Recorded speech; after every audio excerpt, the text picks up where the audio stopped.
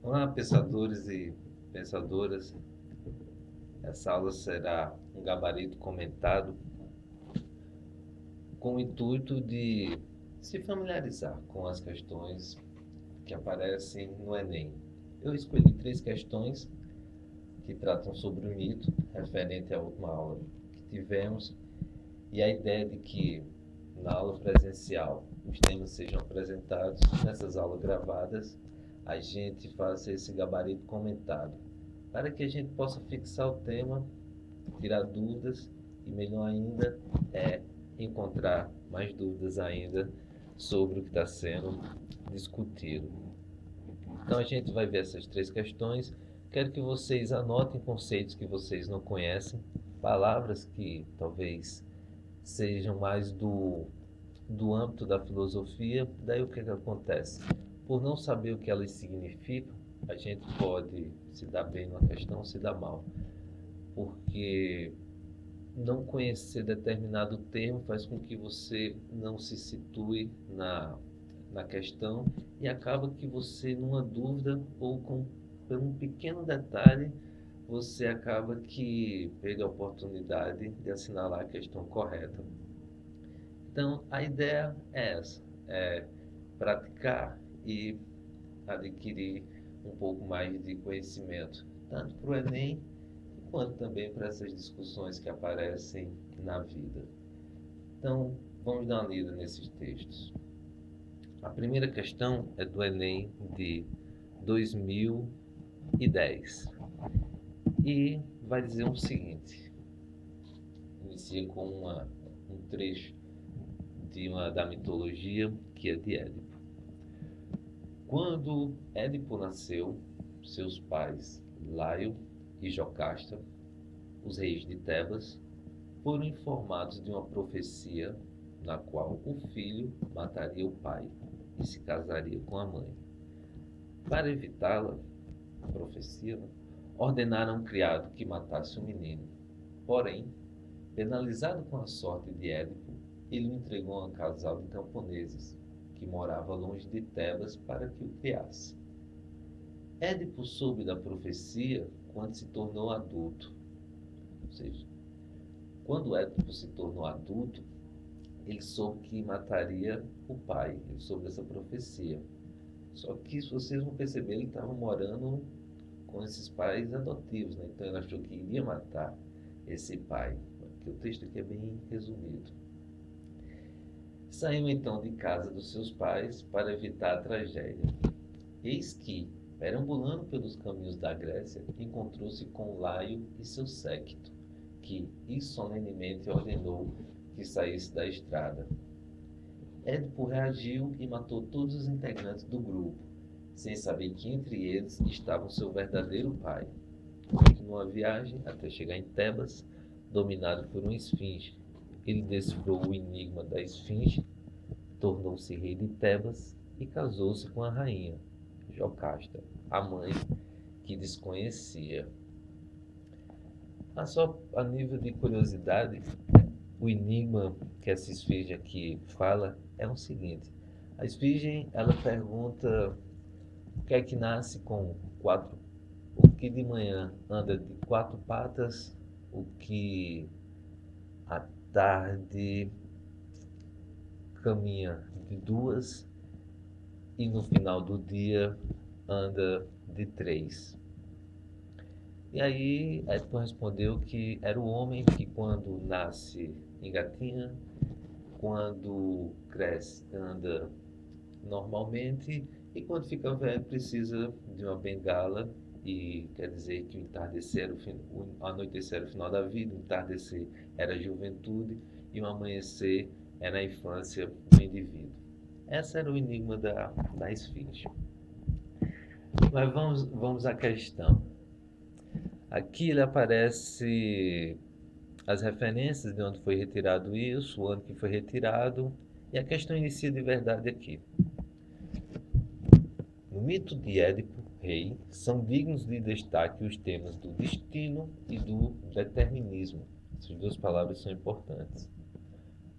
Ambos são características do mito grego. e abordam a relação entre liberdade humana e providência divina. Vocês percebem que todo esse início é apenas uma justificativa para a pergunta que está por vir.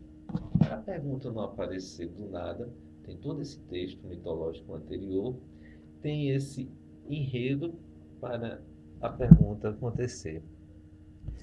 O que é interessante é que quando a gente encontra a questão e vê um texto enorme e a gente está lendo, e na maioria das vezes a gente nem conhece qual é aquele texto, se der a sorte de conhecer bem.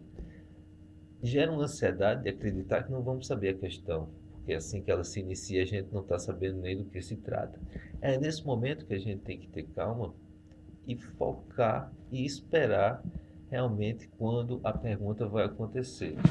Nessa questão, depois desse longo arrodeio, a gente encontra aqui a pergunta, que é essa? A expressão filosófica que toma como pressuposta a tese do determinismo é: o que a gente vai ter que saber aqui é, afinal de contas, o que é a tese do determinismo? O determinismo, ele é o contraponto da liberdade. Ele está na outra margem do rio da liberdade. Dentro das teses do determinismo, a gente pode encontrar, por exemplo, determinismo racial, a gente pode encontrar um determinismo social, o que implica dizer de que condições anteriores a um indivíduo faz com que ele tenha um tipo de vida. Por ele nascer em determinada classe social, ele está determinado a ter determinadas ações e a viver de determinada forma. E assim temos vários outros exemplos sobre esse determinismo. Depender de uma raça que ele faz parte, a depender da sociedade que ele faz parte, a depender da religião que ele faz parte, a depender do país que ele faz parte, a depender de várias e várias outras questões que o determinismo vai tentar encontrar para dizer de que o homem ele não é totalmente livre. Ele é sempre determinado por algo que vem anterior a ele. Ele pode ser determinado pela família no qual ele nasceu. Essa é a tese do determinismo. Ela retira a liberdade do indivíduo. Sabendo de que determinismo é diferente de liberdade, a gente agora pode começar a pensar nas questões. Na letra A, tem a seguinte frase, tem a seguinte expressão: nasci para satisfazer a grande necessidade que eu tinha de mim mesmo, de Jean-Paul Sartre. Letra B diz: ter fé é assinar uma folha em branco e deixar que Deus nela escreva o que quiser, Santo Agostinho. Letra C: quem não tem medo da vida também não tem medo da morte, de Arthur Schopenhauer. Letra D: não me pergunte quem sou eu e não me diga para permanecer o mesmo, de Michel Foucault. E letra E: o homem, em seu orgulho, criou a Deus à sua imagem e semelhança. Para quem quiser, eu sugiro que poderia dar um pause agora no vídeo, refletir um pouco e pensar se conseguiria encontrar a resposta, se poderia encontrar a alternativa correta com base nessa informação que a gente teve sobre determinismo e liberdade. Para quem é ansioso e não quer fazer essa reflexão, eu vou dar continuidade. Mesmo sem a gente conhecer tão bem nenhum desses filósofos, e eu digo por enquanto, pelo fato que no decorrer desse curso de filosofia pro Enem eles vão aparecer, a gente tem uma informação aqui, que é a tese do determinismo. E a gente sabe que estava se tratando de um texto mitológico, e mitologia na Grécia Antiga é religião. Então a gente está falando de um determinismo religioso. Na Grécia Antiga, nenhum homem tinha liberdade, pelo fato de que todas as suas conquistas, ou todos os seus erros, ou o que acontecesse na sua vida, era a determinação dos deuses, e não adiantava fugir do que os deuses tinham determinado. Daí o exemplo de Édipo, que foi levado para outra família, para não matar o seu pai, viveu anos com essa família, não conhecia o seu pai, mas aí encontrou ele numa estrada, sem saber que era o pai, e mesmo assim o matou. Esse mito de Édipo, ele servia para argumentar ainda mais no inconsciente coletivo daquela Grécia antiga de que os deuses estavam o tempo todo no comando. Não adiantava fugir da vontade dos deuses. O homem não tinha liberdade. O homem ele era determinado pelos deuses. A discussão sobre livre-arbítrio na história do pensamento da humanidade, ela vai ter um processo de que a gente vai falar dela mais ou menos no período medieval, quando o livre-arbítrio ele tem um destaque maior sobre a condição de liberdade do homem. Mas até então, os deuses é que tomavam de conta. Os deuses ou o Deus, mas a divindade é que determinava. O homem ele estava envolto nesse determinismo. Com isso aqui, sabendo disso, mesmo a gente não conhecendo, por exemplo, que Jean-Paul Sartre, ele é um filósofo existencialista e que diz de que o homem está condenado a ser livre, ou seja, Jean-Paul Sartre ele retira qualquer tipo de determinismo da vida do homem, mesmo a gente sem saber disso, mesmo sem a gente saber que Nietzsche diz a célebre frase de que Deus está morto e de que Deus não criou o homem como imagem e semelhança, e sim, o homem foi que criou Deus a sua imagem e semelhança. Mesmo sem conhecer de Schopenhauer, e que todas essas questões como destino, como Deus, são representações do homem, sem conhecer todos esses pensadores, sem conhecer Santo Agostinho, a gente conhece a tese fundamental aqui, que é do determinismo. Quando a gente lê a letra B, ter fé é assinar uma folha em branco e deixar que Deus nela escreva o que quiser, de Santo Agostinho, a gente tem a visualização de que o homem ele está entregando a sua liberdade a Deus. Ele está deixando que, através da sua fé, Deus guie seu caminho. Então, ele não é livre, ele é determinado pela vontade de Deus. Então, a expressão filosófica que toma como pressuposto a tese do determinismo é: ter fé é assinar uma folha em branco e deixar que Deus nela escreva o que quiser. Então, na questão número 1, a gente vai ficar com a letra B. Vou também deixar algum link com vocês, um texto apenas falando sobre os tipos de determinismo e esse contraponto com a liberdade, para que vocês deem uma lida. Agora vamos para a questão número 2. Nessa questão 2, a gente vai encontrar basicamente a mesma ideia da número 1 com relação à estrutura da prova. A gente primeiro tem um longo texto para depois, enfim, encontrar a pergunta essencial.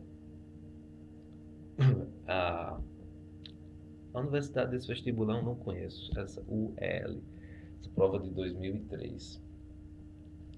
Leiam comigo. Zeus ocupa o trono do universo.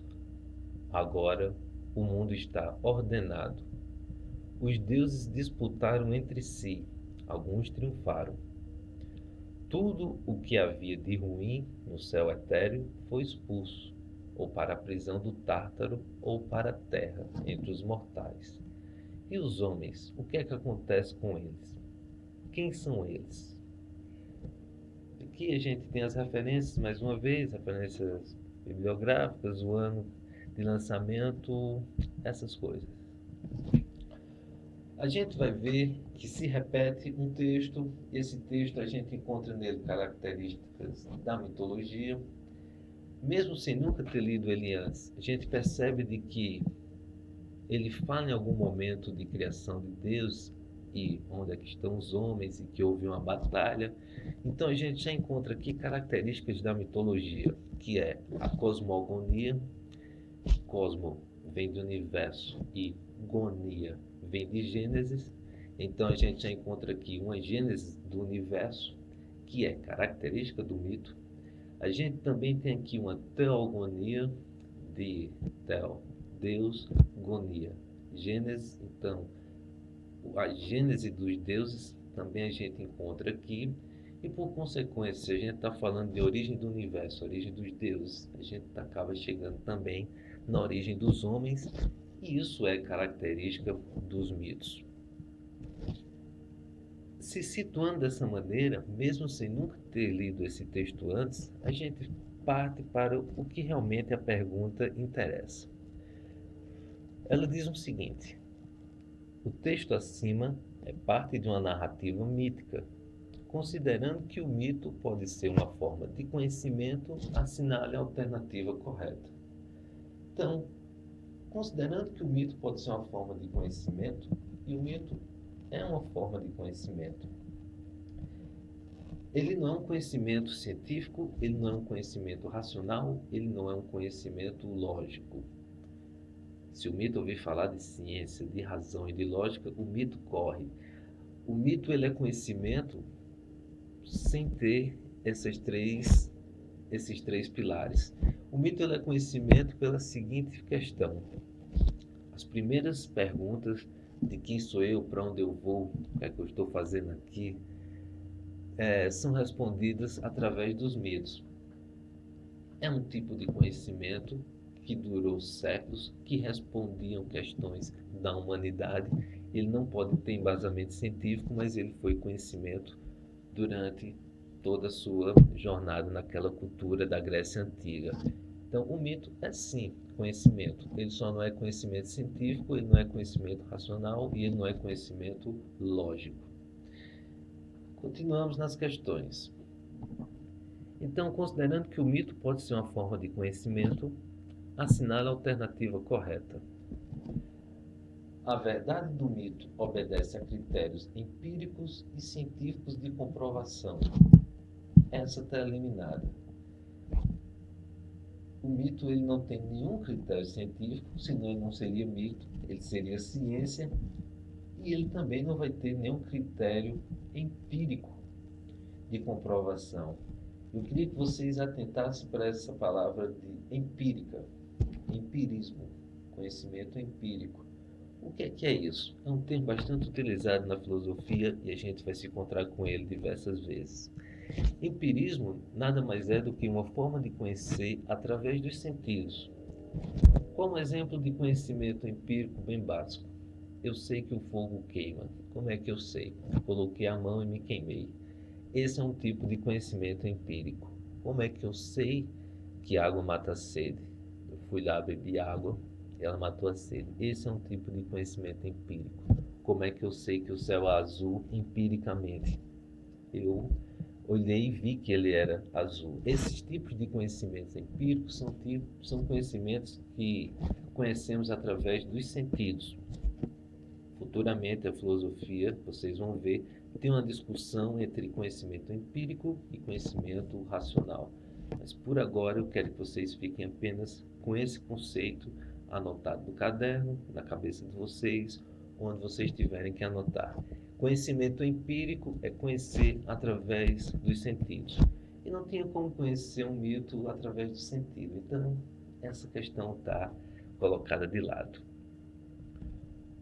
Letra B.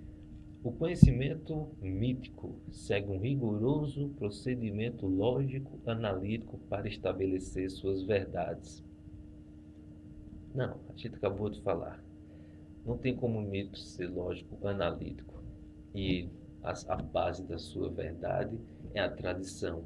Os mitos eles foram considerados verdade por questões de que a tradição dizia que era daquela maneira. Então, era assim porque era assim. Era assim porque minha avó disse, é assim porque minha avó da minha avó disse, e sucessivamente. Então, essa narrativa ela se tornava verdadeira dessa maneira. Não tinha nenhum procedimento lógico analítico. Procedimento lógico analítico seria um procedimento de analisar logicamente. posso analisar que 2 mais 2 é igual a 4, e essa lógica funciona em qualquer lugar do universo, sendo aqui no planeta Terra, onde qualquer vida inteligente existir.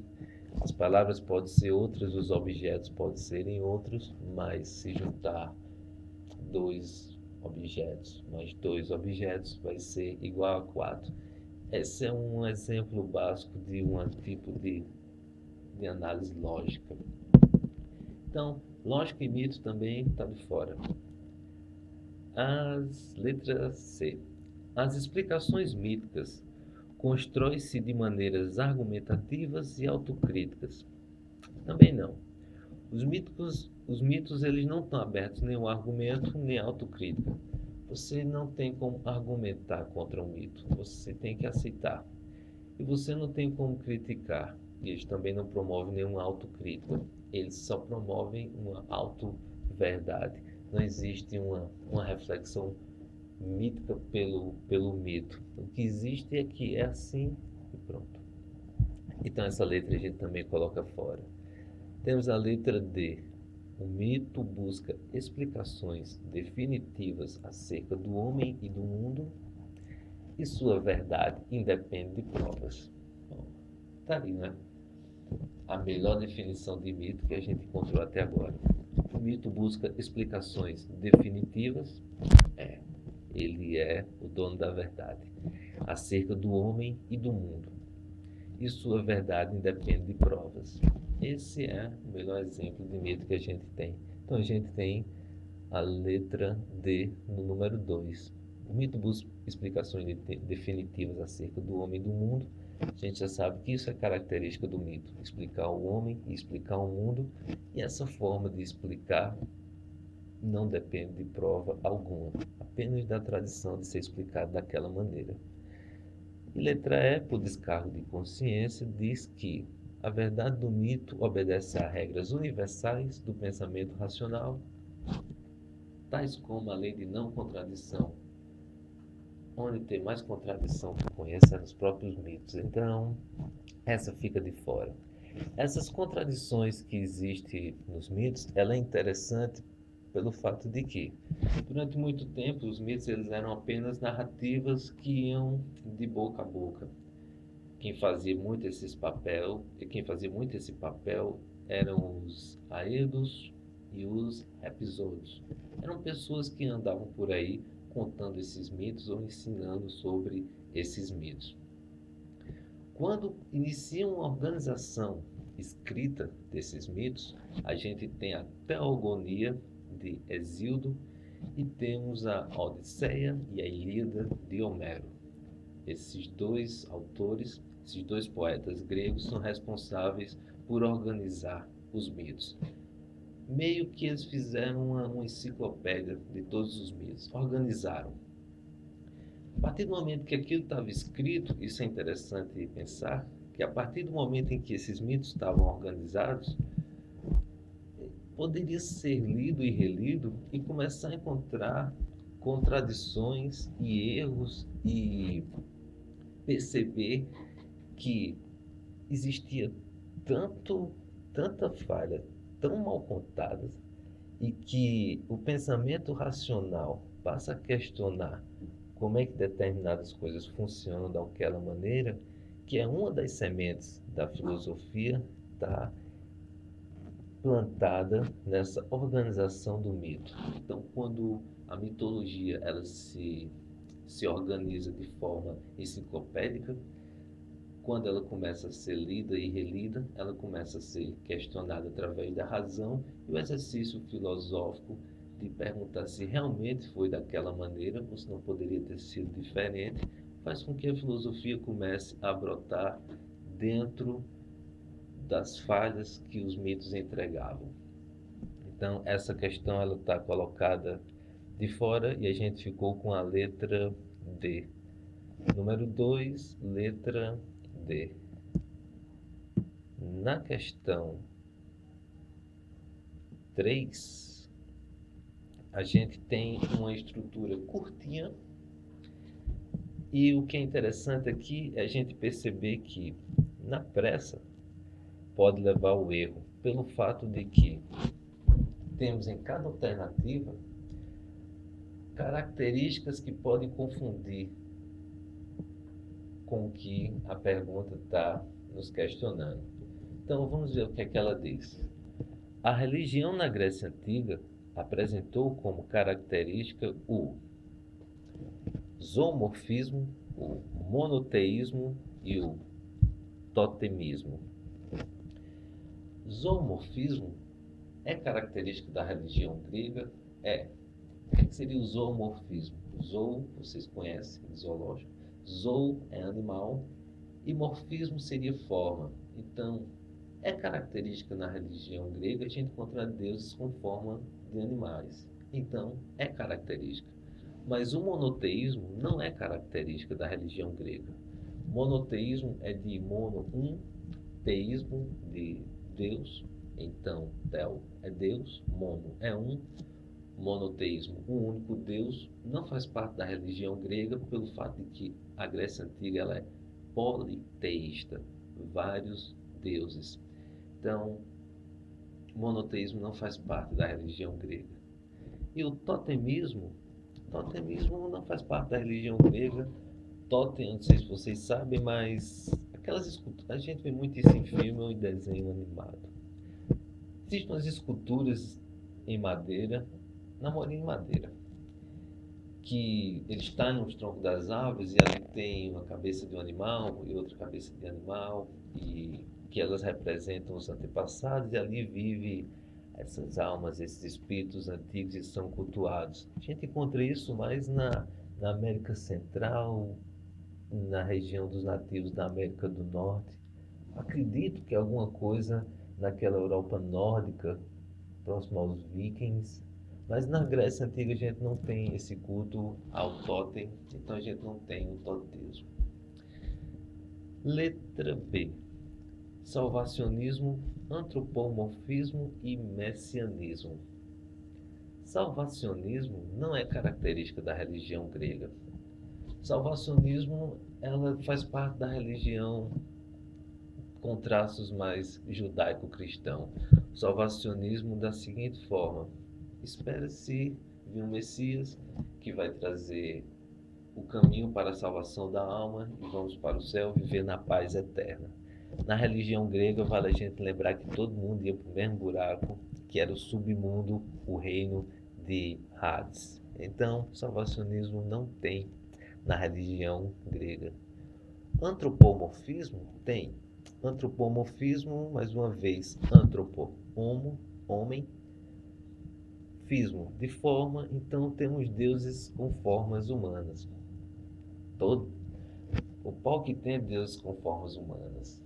Eles, vez por outra, andavam também, segundo os mitos, na Grécia Antiga, conquistavam as mulheres, tinham filhos, semideuses, tinham também emoções humanas, tinham ódio, tinham ira, tinham ciúmes, tinham inveja.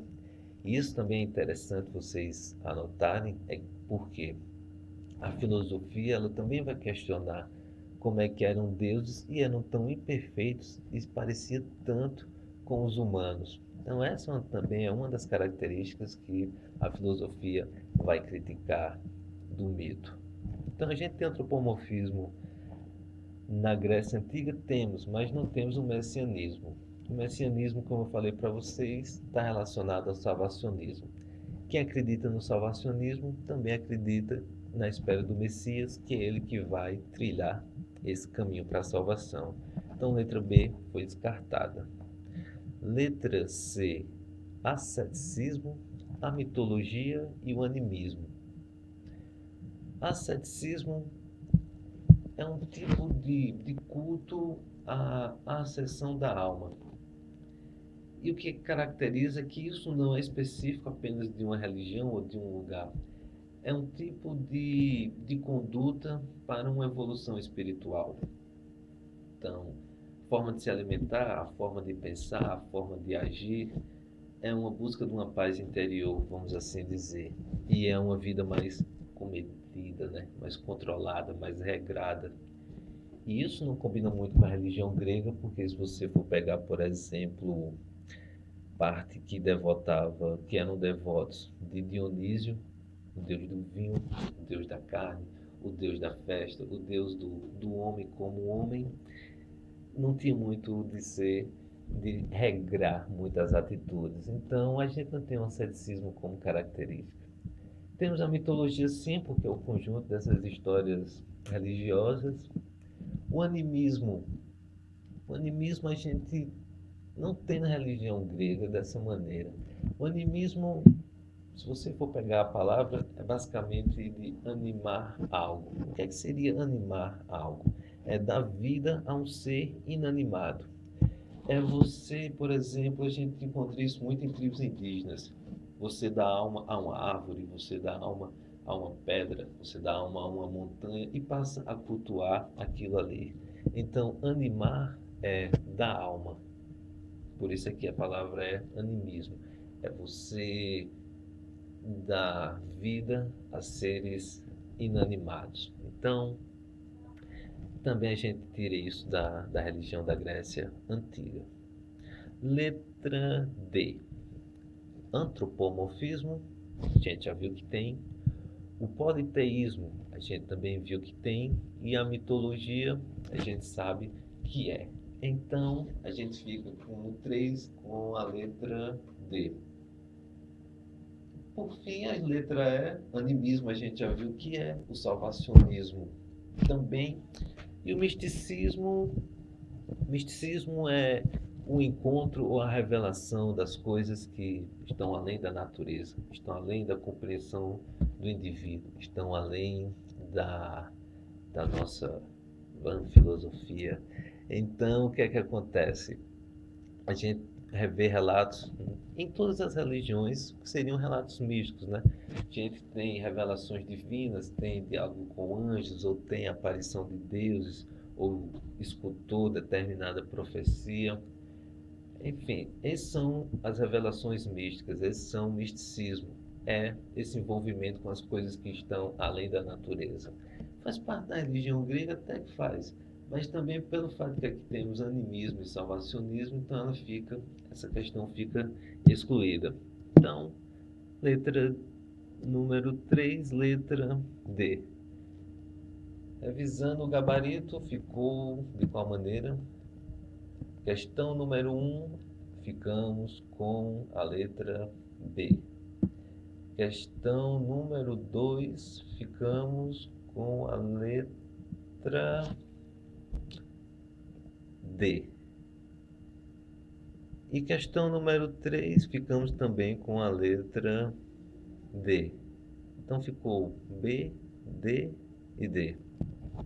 Então, é isso aí. Essa é a ideia do gabarito comentado. Espero que vocês façam as suas anotações, que na próxima aula a gente vai entrar nos filósofos da natureza, que são os primeiros filósofos, os filósofos pré-socráticos, e que vocês fiquem na paz e abração a todos. Até uma próxima.